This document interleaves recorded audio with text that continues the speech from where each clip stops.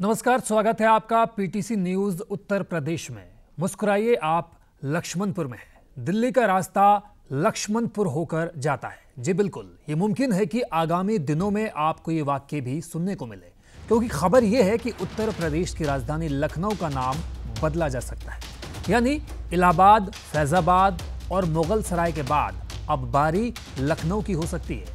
अदब और तहजीब के शहर का जिक्र सुनते ही खुद ब खुद समझ में आ जाता है कि बात लखनऊ की चल रही है। इस शहर का अंदाज ही एकदम अलग है। इसे नवाबों का शहर और नवाबों की नगरी जैसे नामों से भी जाना जाता है। लेकिन इन दिनों गंगा जमुनी तहजीब वाले लखनऊ का नाम बदले जाने की चर्चा काफी जोर शोर से चल रही है। असल में बीजेपी सांसद संगम लाल गुप्ता की तरफ से मांग की गई है कि लखनऊ का नाम बदलकर लक्ष्मणपुर या लखनपुर किया जाना चाहिए। उनकी दलील है कि भगवान राम ने लक्ष्मणपुर को लखनऊ सौंपा था। ऐसे में उन्हीं के नाम पर इस शहर की पहचान होनी चाहिए। मुगल काल के नाम अभी क्यों लक्ष्मणपुर या लखनपुरी क्यों नहीं रखा जा सकता? मुगल गार्डन का नाम बदला गया तो लखनऊ का नाम भी बदला जा सकता है।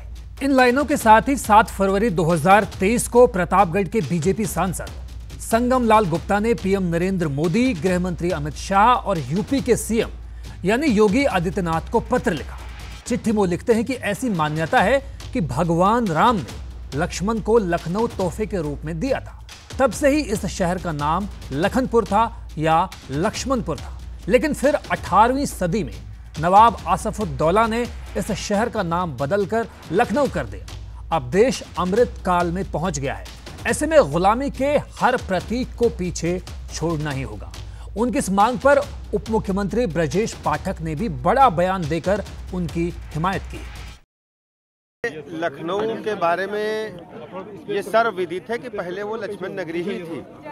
अब जैसा जैसा स्थितियां हैं उस अनुसार हम लोग आगे बढ़ रहे हैं। नाम बदलना चाहिए कि नहीं बदलना चाहिए? अब ये जैसी स्थिति होगी हम आपको पुनः बताएं।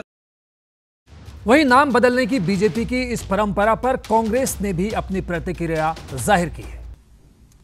महंगाई घटाओगे, बेरोजगारी खत्म करोगे, उस दिशा में बढ़ोगे, कुछ गरीबों के लिए करोगे, वो नहीं करोगे। नाम बदल दो। क्या नाम बदल देने से समस्याओं का समाधान होगा?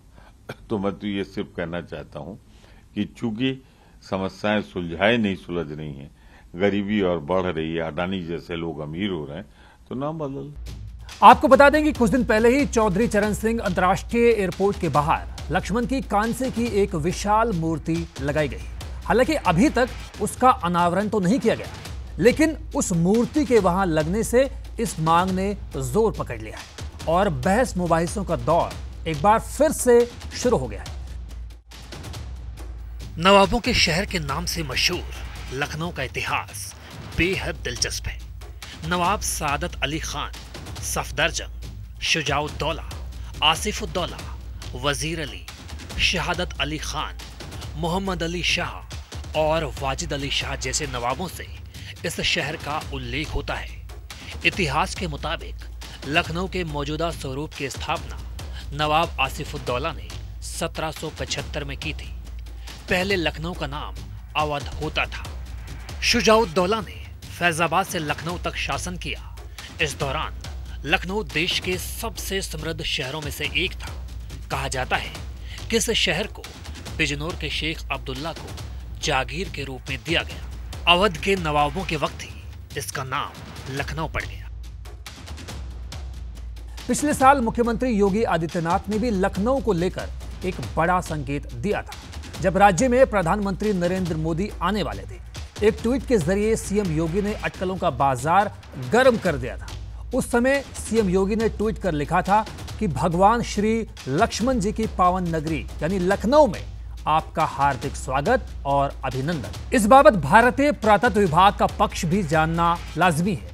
एएसआई का दावा है कि लखनऊ लखन और औ शब्द से मिलकर बना है, जिसमें लखन का अर्थ पौराणिक मान्यताओं के मुताबिक भगवान लक्ष्मण से और औ फारसी शब्द है जिसका मतलब है पड़ाव या ठिकाना। शहर का नाम बदला जाएगा या नहीं, ये मुख्य तौर पर गृह मंत्रालय तय करता है। नाम बदलने के लिए जिले के प्रतिनिधि को ठोस ऐतिहासिक सबूतों के साथ सरकार से अपील करनी पड़ती है। राज्य कैबिनेट बैठक में प्रस्ताव को मंजूरी मिलने के बाद उसे विधानसभा में रखा जाता है। राज्य सरकार विधानसभा में इस प्रस्ताव को पारित कराने के बाद राज्यपाल के पास मोहर लगाने के लिए भेजती है। गवर्नर की रजामंदी के बाद नोटिफिकेशन के लिए प्रस्ताव को गृह मंत्रालय से पास कराना जरूरी होता है। गृह मंत्रालय इसे मंजूर या फिर रिजेक्ट कर सकता है। मंजूरी मिलने के बाद राज्य सरकार फिर जिले का नाम बदलने की अधिसूचना जारी कर इसका नोटिस जिला प्रशासन को भेजती है। अमूमन एक जिले में 80-90 सरकारी विभाग होते हैं। इनका नाम बदलने के साथ ही पुराने दस्तावेजों को बदले हुए नामों के साथ तैयार किया जाता है। इसके बाद तमाम सरकारी बोर्ड्स पर नया नाम बाकायदा लिख दिया जाता है।